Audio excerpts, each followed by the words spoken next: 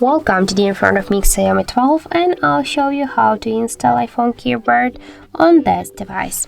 So first we should go to the Play Store application, and then here in the search pool enter the green Apple keyboard.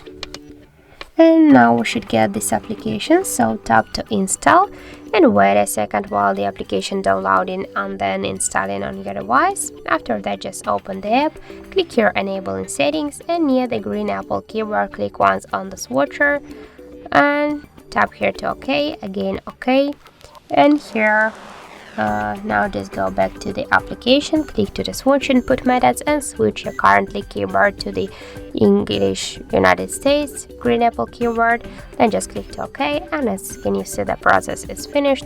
And now we can go somewhere, for example here into the Google search, and we can see here the look of our new device keyboard, and this keyboard is so close to the iPhone one as they all of these emojis. So that's it, thank you for watching, and if you find this video helpful, don't forget to leave a like, comment and to subscribe our channel.